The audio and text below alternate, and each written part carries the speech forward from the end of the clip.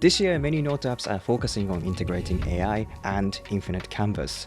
Notion and Craft already announced their versions of AI integrations, and apps like Obsidian and Logseq also announced their versions of infinite canvas, which allows you to put your notes on a whiteboard freely as you do on a mind map. But there are some Note apps that have been focusing on visual note-taking even before, and Scrintal is one of them. I reviewed Scrintal a long time ago when it was still in early development, but it seems they added lots of updates and new features since then. So I wanted to take another look at the improved version and show it to you so you can see if it's something you might like. If you want a simplistic but powerful visual note app, this might be for you.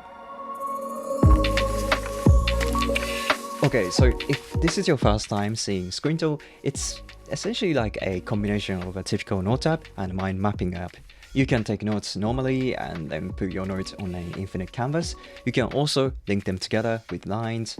It was kind of basic back then when I saw it for the first time, but it looks very different now. The first thing I noticed is the new UI. It looks much cleaner and more polished. I love how simple it is because nowadays many note apps have so many features that they have kind of confusing UI with many buttons, but this looks very nice.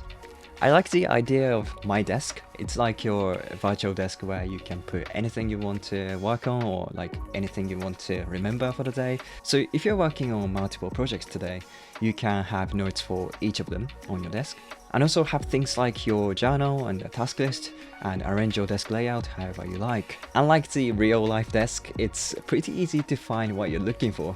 It now has this spotlight command where you can find the things you need instantly. I think it's a small thing, but hugely important. Even when you have a pile of documents on your desk, like in real life, you can find the thing you want easily. And if your desk gets too cluttered, you can create a board, which is kind of like a folder in a way.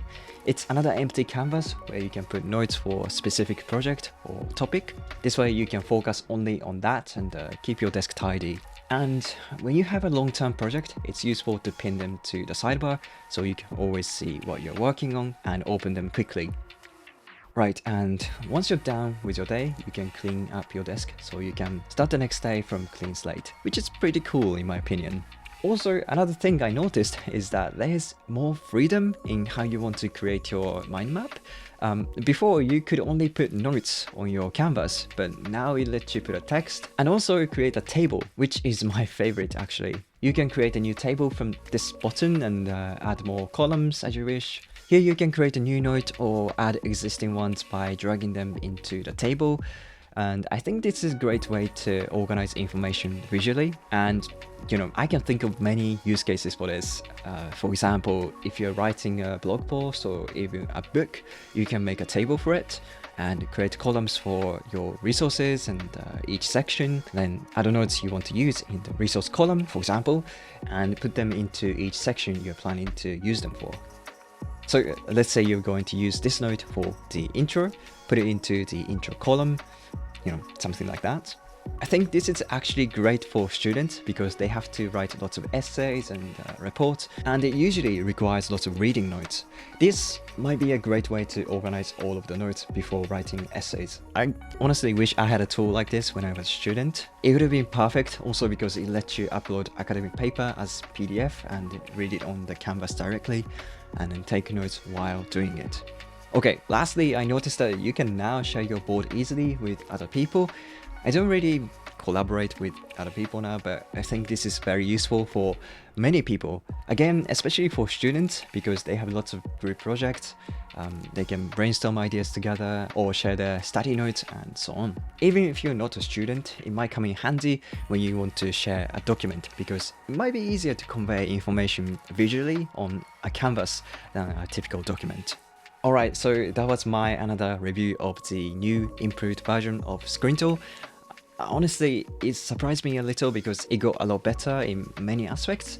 I know some of you would say like, oh, but Obsidian is better because it now has an infinite canvas with tons of other features. but I think to some people that's a little bit too much and want something simpler, and this is just perfect for them. Anyway, I really like the update, and hopefully they can add even more this year. Seeing their roadmap, it looks exciting.